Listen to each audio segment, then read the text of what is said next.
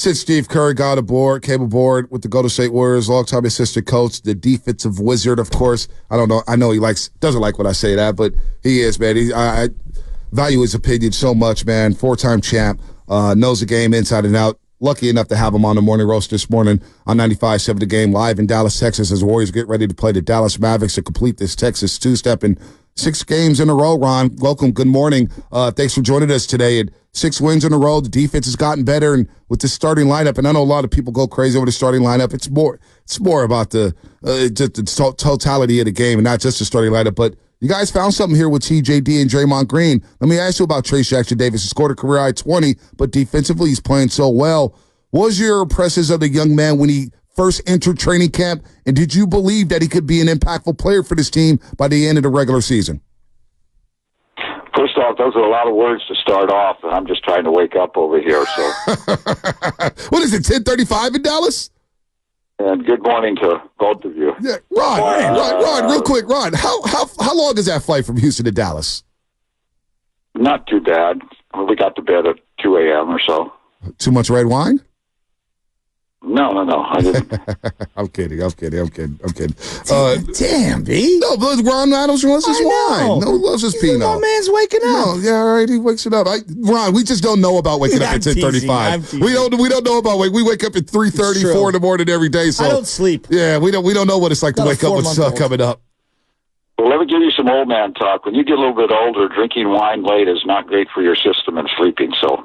You got to drink a little earlier. Oh, okay. Oh, I like that. Yeah, I do like that. And the Trayce, though, I mean, he's been amazing, hasn't he? I mean, for a rookie to come in and do what he does, there was a sequence where Clay inbounds the ball, throws it to him. He sets a high screen. Clay bangs a three, comes down. There's a pin down by Trayce. Clay comes off it, bangs a three. And then 2 guys come at him on the third possession, Clay Thompson, that is. And he just a little flip pass over the top. Trayce catches in the lane and dunks. The synergy between the two of them has just been fantastic. Yeah, they really have great chemistry. It's fun to see, and it's a tribute to Clay too, because recently he's really passing the ball well. I thought last night his game was really outstanding. But Trayce is a really interesting character, and I have to tell you the first story about him and my impression. And we had him in for his workout, and I saw this big fella, he's a big, strong guy. He looks like he could be a huge tight end or something. And he was going through his workout, and the most impressive thing to me was the fact that of how he moved his feet. And he got beat a couple of times, but he was capable of recovering. And so when I look at bigger players especially, I don't watch anything except their feet. If they can move their feet, then the sky's the limit, right? If you have an aptitude for the game, which he does. The second thing is that this is a 4-year player from college. He's a throwback. Bright, extremely coachable. Just a delight every day to be around. And thirdly, he knows his role. And I just want to ask you guys a question. When is the last time, hopefully he doesn't do it tonight to make me look bad, but when's the last time he fouled in the process of setting a screen? Wow, it's been a long time. I can't recall it. I love Bogut, but Bogut would get... with these young bigs come into the league, don't know him, they pick on him. And so just that alone is phenomenal. And I would say this, as far as a shot blocker goes, I cannot remember in recent memory, and I don't trust my memory as much as I used to, but I cannot remember a player with shot blocking ability, and he's got good size, but he's not 7 feet tall, who controls every block that he makes. So when he blocks a shot, we usually control the ball. He's not jumping up and knocking it out of bounds. And this is one of Steve's pet peeves about shot blocking. Guys will block a shot and they'll throw it in the stands and it looks impressive. Well, the other team has the ball back. Right. This guy, when he blocks a shot, it's a turnover. It's really quite amazing when you think about his game, and he just stays within himself. That's the number one thing. But, you're so right, Coach. You're so right about him being coachable and his hands. I'm so impressed with his heads. He has like vice grips for his heads. So when he's going up and getting these alley-oops, you really see him fumble the ball, and you're right there with the block shots, corralling a rebound, blocking the shot there. It's so impressive. And for him to play his role like that, you see some young players, they come in, they want to shoot some threes, they want to shoot some mid-range jumpers. He just waits around the mid-post, looks for the right pass, and I think his passing has become underrated. That rapport with Klay Thompson and TJD, really impressive, Coach. Yeah, it is. It is. The interesting thing in the old days, when posts were used more, your lobbying, to catch it, to throw to a guy so he could dunk it, was a little bit more predictable. So the post players, if you remember, would spin from a position, and the guard would have a pretty good idea of where he was going to throw the ball. It was a little bit more prescribed. And lobs nowadays are so random, right? In so many different situations, I think, anyway. He gets a lot of so-so lob passes, too. Right.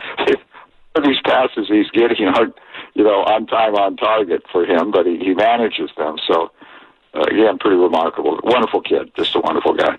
Ron, I'm looking at the Rockets game last night, and clearly there was a little bit of chatter back and forth between the two teams. And you guys have been in so many battles over the years with the highest of high stakes. Did it kind of make you chuckle a little to see everybody going at it? I mean, it's going for the 10 seed, and it's important for your guys to stay alive right now, but it was a little interesting to see the Rockets talk so much and then not give the effort that I think we all expected in that game. Yeah, it's interesting. Going into the game, I was telling, I think, Seth Cooper that I thought the game would be decided simply on our steadiness and our history in playing in these kinds of games. You have a really good young team that's done great. They were one of the better defensive teams in the league, I think top 7 or so in the last 12, 13 games. So they've been really good in that regard. They have great young athletes, and they're missing a couple of guys too who are good. But this was our kind of game. We got off to a good start. We were steady. We had the turnover issues early. I mean, I think the record, Raymond, who knows every record known to man, mentioned that it was the first time we had won a game with like 15 turnovers in the first half or something like that. Mm-hmm. Crazy. Mm-hmm. But, we were steady throughout the game, and we were a master of the game. And Draymond obviously has been playing at a high level, but so have Steph and Clay in particular last night, and so those guys were ready, and I thought we had a good chance to beat them here. But I respect what's been done. I look at the progress that Emma has made with some of these young guys, and particularly Jalen Green, and I just think these kids have really, really grown in the right direction. No, Jalen Green's been playing very well. As we're talking to assistant coach Ron Adams of the Golden State Warriors, 4-time NBA champion as an assistant under Steve Kerr. Coach, you've played the Mavericks tonight. Luka Doncic and Kyrie Irving have been special all season long. Luka averaging nearly a triple-double. You're not going to take away everything from Luka Doncic, and you guys just saw him Tuesday night. But what is the one thing you have to slow him down in? Because he's going to get his points no matter what. Is it the passing? Is it him and on block? What do you have to take away from Luka Doncic to kind of limit him and not make sure he doesn't wreck the game? Well, I think the number one thing that you have to do, the most important thing, is keep him under duress.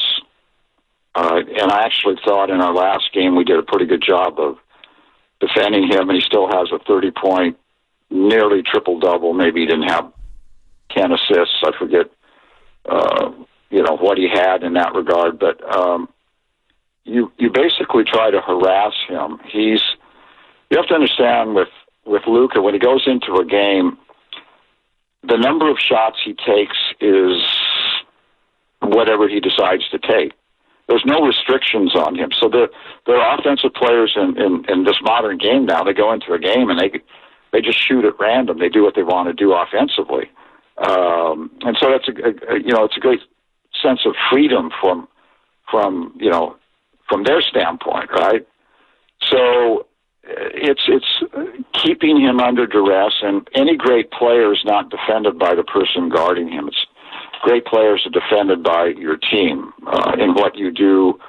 One pass away from the ball, being active, making that player think that something's going to happen, whether it be a trap or, some other such defensive tactic. But, we try to mix it up against him. I thought Wiggs did a really good job against him last game, but he still scores 30 points. So, again, it's duress. It's keeping him guessing. It's doing a variety of defensive things.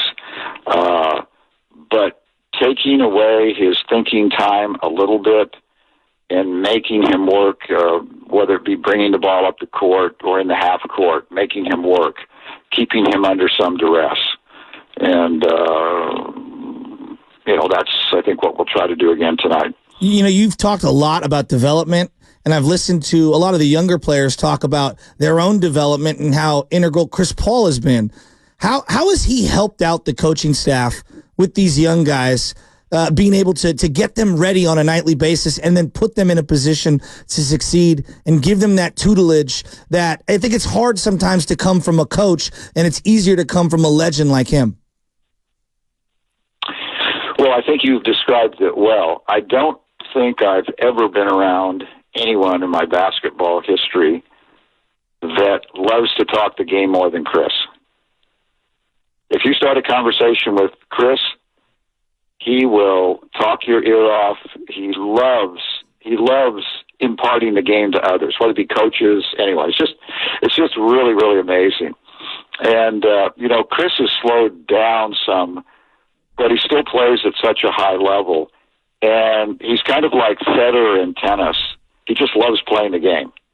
So this kind of infectious attitude, this willingness to teach, and he's not the only guy on our team. Draymond does that. Steph in his own way. I could go down the list, but his willingness to just talk the game, and it's really amazing. I've never seen anyone like him. So yes, our younger guys are absorbing all of this. And the other thing is when you're playing with him, he's a master at running a ball screen or just running an offense. He's one of the greatest of all time. So they have the benefit of that. I mean, getting back to Trayce, he and Trayce have a very good relationship, all screens and so on. And, he throws Trayce some tremendous lob passes. So that's just Chris Paul. I remember I'll tell you a quick story. When he first came into the league, he used to come over and hang out at our timeouts, just a little ways away from the timeout. Now he's a rookie. And that kind of epitomizes who he is. But he loves people, and he loves talking the game. It's just incredible. No, he's been a godsend for that second year. You guys are rolling right now, 6 games in a row, 15 of your last 18 on the road. We'll see what you guys can do again against Dallas for the second time in the week, but you guys are in a good spot right now. Coach, we appreciate the time. Next time, we'll make sure we get you up a little earlier, get you on the West Coast or whatnot, but have fun down in Dallas, and we'll see you Sunday when you come back home to take on the Utah Jazz. You guys keep doing the great job that you do. Take care of your voices. You did a lot of talking before we even started talking. Hey, Coach. I've heard about that before. I'm worried about your voice. You're doing a lot of words every day. Coach, you always tell me that. You know what? Some may say I do too much talking. That's your job, man. You're a talkster. Coach, there's no Jordan without a Pippen. So just remember, that's why I'm here. Oh, stop. Joe, I didn't mean to slight you on that. I know that. No. Some may call him the Jordan, Coach. Maybe I'm the Pippen. I call myself that. People who don't talk, like publicly and so on, and you do it for a living, but they don't understand the effort that it takes because you've got to make sense. Exactly. You can't have lulls. You can't be dumb. You have to make sense, and there's pressure. So that's why I always marvel at you guys and all the work you put in on a given day. And Ron, whenever I see to you, a game in the evening, and then he's working at the game in the evening. yeah, no, Ron, whenever I see you before a game, you always echo those sentiments and always appreciate it, man. You always been good to me. You've been good to Joe. You've been good Absolutely. to 95.7 The Game for many, many years. Absolutely. And we love having you here. That's why whenever Raymond said, hey, Ron Adams, I'm like, hell yeah. You don't even have to ask twice. So, Coach, we always love having you on and talking basketball. We always get smarter about the game whenever we talk, and hopefully we can do this again and for a longer period of time because I want to know more about the ins and outs of the game of basketball. You know it. You've been coaching for so long. So, Ron, get some rest, man. We'll see you later on tonight down in Dallas. Keep up the good work, fellas. Have a great day. You too, Coach. See you, Coach. Coach Ron Adams here on 95.7 The Game.